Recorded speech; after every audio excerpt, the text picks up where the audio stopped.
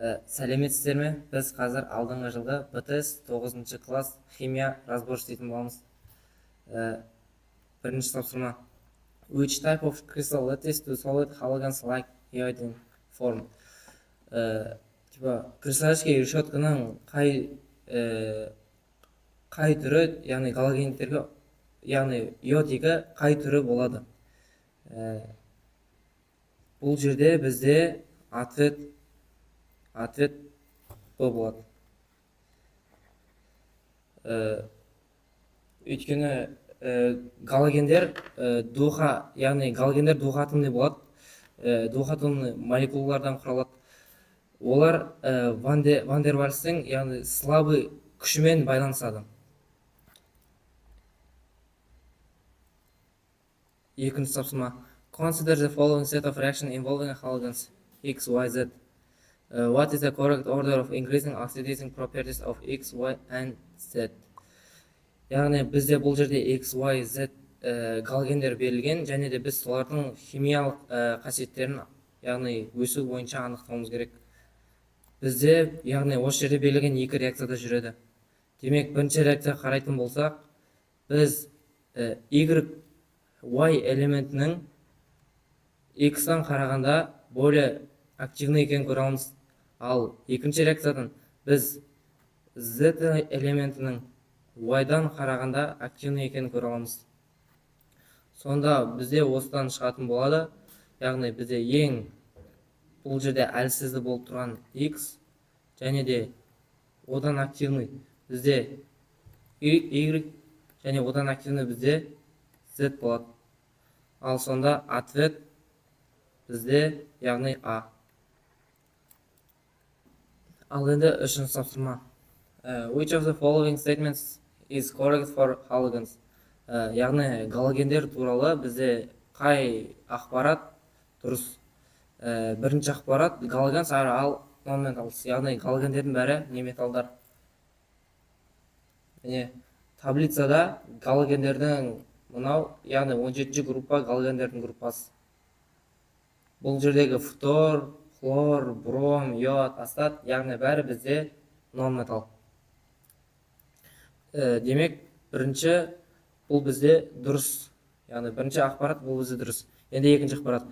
Halogen have 5 valence electrons. Яғни галогендерде 5 валентный электрон болады. Бұл бізде, яғни бұл екінші ақпарат тоже бізде дұрыс болып саналады. Өйткені, то есть, яғни бізде бұл ақпарат, яғни боламайды, өйткені галогендерде валенс электрон ол бізде 7. Үшінші ақпарат. Halogens are unreactive elements. Яғни галогендер реакцияға түспейтін элементтер. Бұл жерде бізде, яғни бұл жерде дұрыс жауап жоқ. Бұл да бізде сәйкес келмейді. Өйткені галогендер басқа элементтерге қарағанда реакцияға ең жақсы түсетін элементтер болып табылады. Сол үшін жауабы бізде А. Ал енді төртінші тапсырма. Hydrochloric acid will react with all metals except, то есть бізде ашхлор, яғни соляная кислота осыдан басқа металдан реакцияға түспейді деп тұр. Бізде цинк, магний, феррум, купрум металдар бар. Бізде ашхлор, яғни металдардың электрохимиялық кернеу қатарына қарай табамыз. Яғни H-тан кейін қай элемент тұр, H-ға дейін қандай элемент тұр. Бізде мына жерде цинк, магний, феррум элементтері, олар сол қатарда H-ға дейін тұр. Ал мына жерде тек қана купрум бізде H-тан кейін орналасқан элемент. Демек бізде H-хлор купруммен реакцияға түспейді. Купруммен реакцияға түспейді. Сол үшін жауабы Д.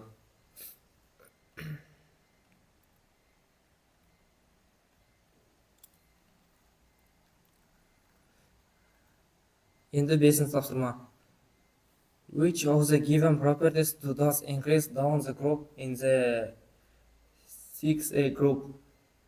6-шы А группасындағы элементтердің яғни қасиеттері. Біріншісі металлические свойства.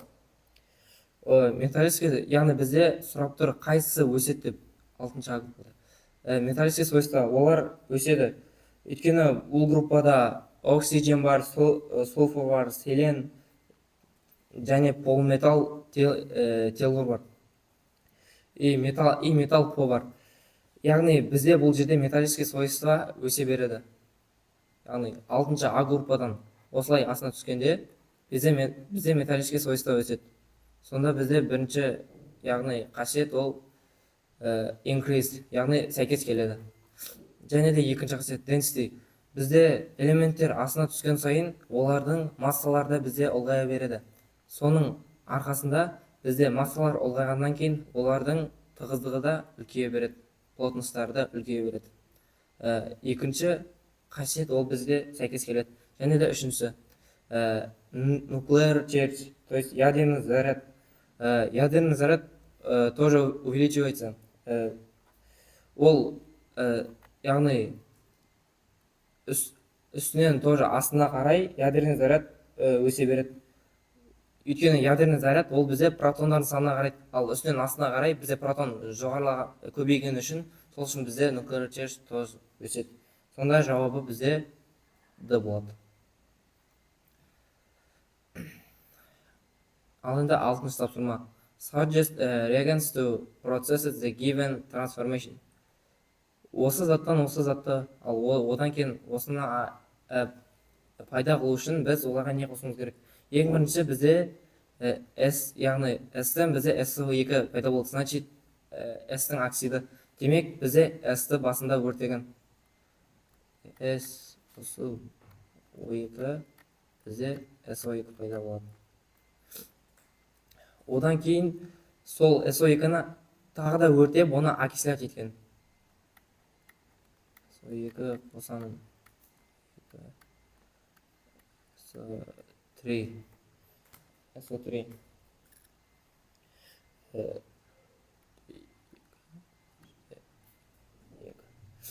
Және де соңында осы SO3-дан бізде кислота алған. Ал біз кислота алу үшін осы SO3-ға біз су қосуымыз қажет. Қосамын H2O, бізде кислота шығады. H2SO4. Сонда бізде ең бірінші керек, басында керек болды O2, одан кейін тағы да O2, одан кейін соңында H2O. Сонда жауап Д. 7-ші тапсырма. Magnesium reacts with diluted sulfuric acid according to the equation below. Яғни бізде магний H2SO4 мен реакцияға түскен. Енді бізден сұрап тұр, егер де 72 грамм магний реакцияға түскен, бірақ пайда болғанда бізде 44,8 литр при нормальных условиях H2 газ пайда болған. Және бізден выход реакция табуды сұрап тұр.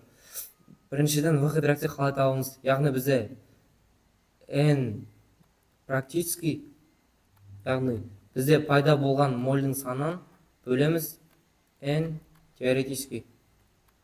Пайда болуы керек мольдің санына.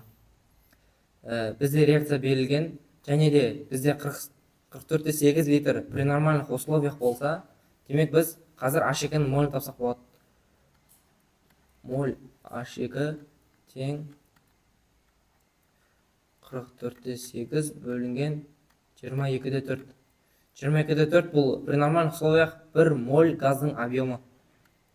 Тең, және де ол әрдайым при нормальных условиях болса, ол әрдайым констант болады. Бұл бізде тең 2-ге. Біз қазір H2-ның молін таптық, ал бұл шыққан моль бізде N2, яғни N практически моль. Енді біз шығу керек H2-ны табатын боламыз. 72 грамм магнезиум реакцияға түскен. 72 грамм түсті. Біз сол массаны, если MR-ға бөлсек магнезиумның, MR бізде тең 24, яғни бұл тең болады 3-ге. Яғни бұл берілген 3 бізде N, яғни теоретически, ал бұл бізде практически. Енді біз сонда 2-ні 3-ке бөліп, оны 100-ге көбейтсек, біз в гидроксид табамыз. Сонда бізде 66-да 6%. Сонда жауабы А.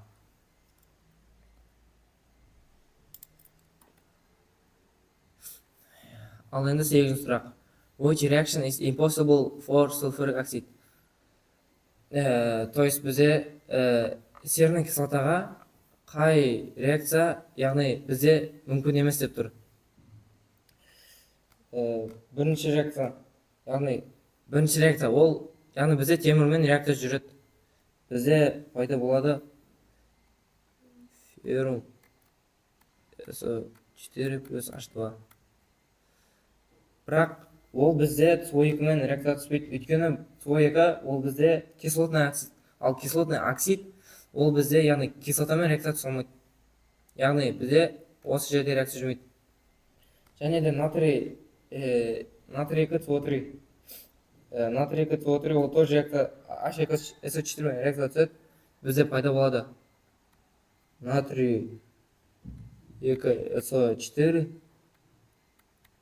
қосамыз H2O плюс CO2. То есть, мына жерде CO2 газ шығады. Және де соңғы реакция, яғни калий OH қоса H2SO4. То есть, мына жерде бізде бейз бен оксид реакция түсіп тұр. Сонда бұл жерде қазір реакция нейтрализация болады. Пайда болады калий 2SO4 плюс H2O. Мына жерге 2,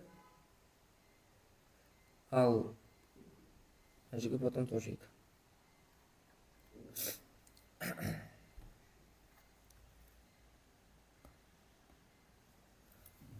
Енді 9-ші тапсырма. What are oxidation states of sulfur in SO2, H2S and SO3? Яғни бізде бұл жерде степень окисления табуды сұрап тұр. Бізде бұл жерде бар, мына жерде оксид бар, сульфид, тоже оксид. Бізде оксидтің заряды 2-2, ал сульфидтің заряды тоже 2-2. Енді біріншісін қарайық. SO2. Бізде SO2 болса, ал SO2-нің оның заряды бізде -2, сонда мына жердегі бізде общий заряды 4-, ал бізде осыдан 0 шығару үшін, яғни x қосу -4 тең 0-ға. Ал сонда бұл тең x тең 4-ке. Яғни бірінші 4. Ал енді осылай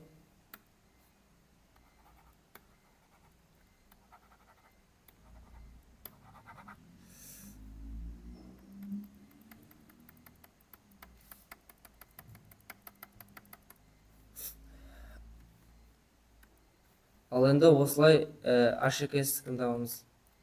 S-ің заряды бізде -2 болса, ал сонда мына жерде -2 болса, бізде, яғни бізде водородтың заряды +1 ғой. Значит, бізде +1. Бізде 2 водород бар, и бізде осыдан полный 0 шығу керек. Сонда бізде S-ің заряды мына жерде 2- болады. 2-. Және соңғысы SO3. Бізде оның заряды 2-. Енді S-ін табу керек. Бұл жерде тура жаңағыдай SO2-ні қараймыз. Бізде мына жерде O3 болса, значит, общий заряды 6-. Енді S-тікі барлығынан 0 шығару үшін, S-тікі бізде +6 болады. 9, сонда жауабы бізде сәйкес келетін +4, -2, тон +6. Жауабы да. Енді 10-ші тапсырма. Which of the following is false about nitrogen? Бізде nitrogen туралы қай ақпарат өтірік деп тұр?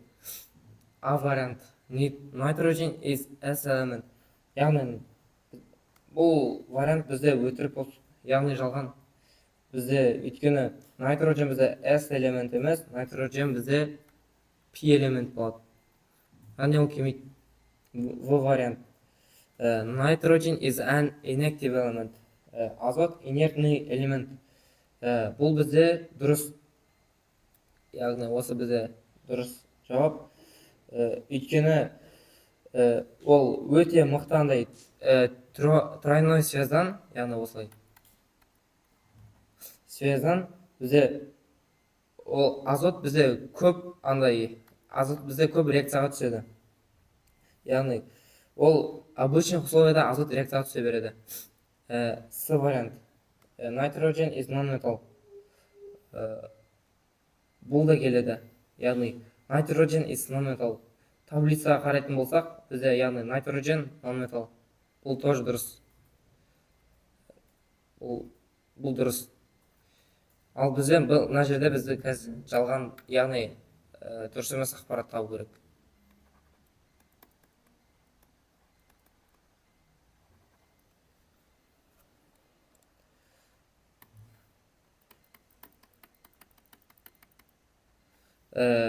Енді D вариант. Nitrogen is the most abundant element in air. То есть азот самый распространенный элемент в воздухе. Бұл дұрыс, өйткені азот ауаның 78%-ын құрайды. Сонда бізде мына жерде BCD варианттар дұрыс, ал сонда бізде правильный ответ бізде А. Яғни біз арасындағы жалған деген ақпарат ол бізде А болады. Енді 11-ші сұрақ. Which statements is correct for ammonia? То есть аммиак туралы бізде қай ақпарат дұрыс деп тұр? Бірінші ақпарат ammonia is a gas at room temperature. Яғни при комнатной температуре аммония, яғни аммиак бізде газ деп тұр. Бұл бізде дұрыс. Өйткені аммиак комнатной температурада газ болады. Ammonia shows basic properties. То есть аммиак проявляет основные свойства. То есть бұл бізде дұрыс. Енді үшінші ammonia has a covalent bond. Аммиак бізде ковалентный связь, аммиакта ковалентный связь дейді. Бізде аммиак NH3 болса, N бізде non-metal, H бізде тоже non-metal. Сонда бұл бізде ковалентный связь болады. Сонда бізде берілген үш statement де correct.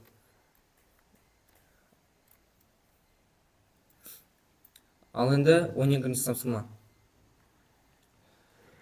Ammonia is prepared in lab by the reaction of. То есть аммиакты лабораторияда қандай реакциямен алады? Бұл жерде бізде, яғни келетін вариант, бұл бізде С варианты. Бізде реакция бұлай жүреді. NH4 хлор плюс калий OH, и бізде пайда болады калий хлор и аммиак NH3. И су пайда болады. Сонда ответственно. Енді 13-ші тапсырма. Ammonia is industrially prepared by the Haber process. N2 plus 3H2 и 2NH3. How many grams of ammonia can be produced starting from 0.8 gram of nitrogen gas? Яғни 2-8 грамм бізде нитроген газ реакциясы, бізде қанша грамм аммиак пайда болады? Біз бірінші мына жерден nitrogenнің молін тауып алуымыз керек. Ал оның коэффициенті 1 болған үшін, осы nitrogenнің молі аммиакқа 2 есе болып келеді. Сонда мына жерде 2N болады. Енді біз бірінші nitrogen молін тауып алайық. Моль тең болады масса nitrogen. Ол бізде 2-8. Одан кейін MR. Nitrogenнің малярный массасы ол бізде 14 қосы 14 тең 28-ге. Сонда моль тең 0,1-ге. Бұл қаз бізде 0,1 nitrogендікі болса, ал Сонда біз осыны 2-ке көбейтеміз, ал 0,2 сонда бізде аммиактікі болады. NH3 0,2 моль болады. Енді бізде моль бар, и мольді біз қазір енді малярный массасына көбейтсек, бізде масса шығады. То есть 0,2 көбейтілген 0,2 көбейтілген 14 қосылған 3 тең.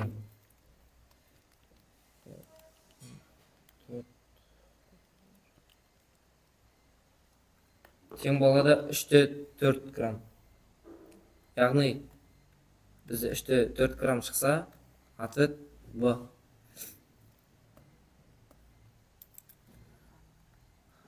Ал енді 14-ші сұрақ.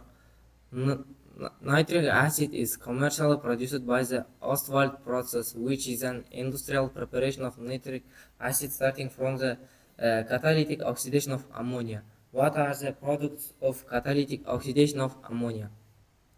То есть, Ostwald процесіндегі біз аммиактың каталитический оксидениясын табуымыз керек. Біз қазір осы реакцияны жалғастыратын боламыз, яғни бізде продукттар бізде реакция осылай жүретін болады. NH3 қосылған O2 и бізде пайда болады катализатормен NO плюс H2O. Енді алдарына коэффициент қойып шығамыз. Мына жерге 4, мына жерге 5, 4, 6. Сонда бізде шыққан, ол бізде NO мен H2O шығады. NO мен H2O, яғни ответ D вариант. 15-ші сұрақ. Phosphorus and nitrogen has the same. Яғни фосфор мен nitrogenге екеуінің ортақ қасиетін табуымыз керек. Яғни бұл жерде number of valence electrons, числа валентных электронов. А это у нас верный ответ. Азот и фосфор находятся в одной группе. И яғни екеуі бір группада болғаны үшін екеуінің яғни валенс электрондары бірдей болады. Сол үшін А бізде келеді. Яғни екеуінің ортақ қасиеттері. Б вариант. Chemical reactivity. Химическая активность. Бұл бізде бірдей болмайды, өйткені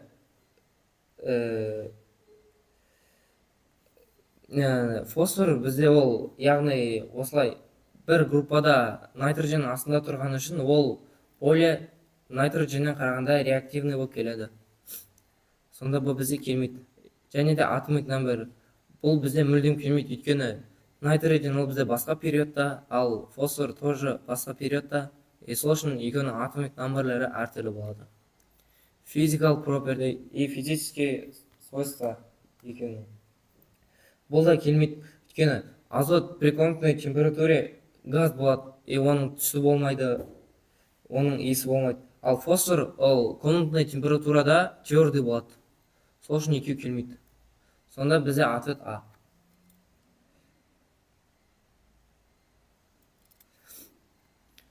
Ал енді 16-ші тапсырма. Which of the following is not an allotrope of phosphorus? То есть, біз мына жерде фосфордың аллотропын табуымыз керек. Аллотроп деген ол бірдей, яғни бірдей элементтен құралған заттар. Мысалға бізде оксиген болса, оның аллотроптары O2 және де O3 болады. Өйткені олардың құрамының бәрінде O бар. Ал енді бізде фосфордың аллотроптары, бізде фосфордың аллотроптары көп, олардың бізде ақ түрі бар, то есть белый фосфор, и красный фосфор бар, и черный фосфор бар. Бірақ бізде мына жердегі yellow фосфор ол бізге сәйкес келмейді. Сонда бізде ответ С болады. То есть yellow фосфор ол аллотроп болмайды.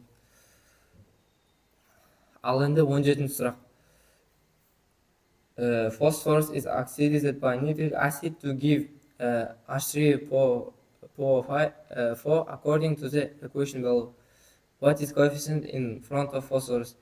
Біз енді бұл жерде қазір окислительный восстановительный реакция арқылы фосфордың алдына коэффициент қоюымыз қажет. Біріншісінде бізде, то есть мына жерде фосфор 0 зарядтан ауысты фосфор 5 плюсқа.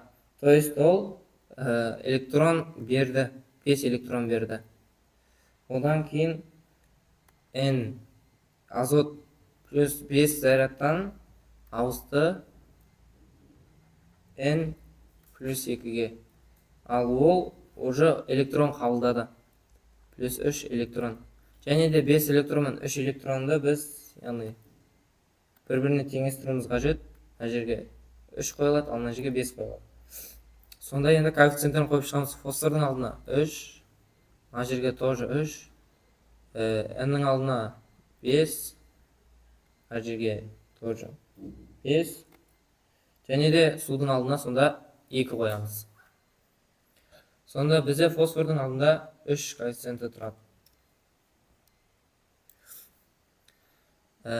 These three elements are used in fertilizers to achieve high growth in plants except. То есть, какие элементы используются в удобрениях, кроме одного? То есть, мына жерде қай элементтің біз егінде, яғни қолдан алмаймыз. Бұл жерде жауап, яғни бізде сульфур болады. Себебі біз мына жердегі азот және калий, фосфорды біз егінге қолдансақ болады. Және де біз осыларды комплекс арқылы NPK деп, осыларды комплекс NPK деп атаған. Сонда бізде бұл жерде қолдануға болмайтын тек қана S. Енді 19 сұрақ. Given the reaction, what is the systemic name of X? То есть, X-тің систематическое название сұрап жатыр. X-тің аты қандай? Сол үшін біз қазір бірінші мына жерде реакцияны до конца жалғастыруымыз қажет. Реакцияны жазамын. Кальций О плюс HNO3 еменде пайда болады. Кальций NO3 плюс H2O. Коэффициенттерін қоямын.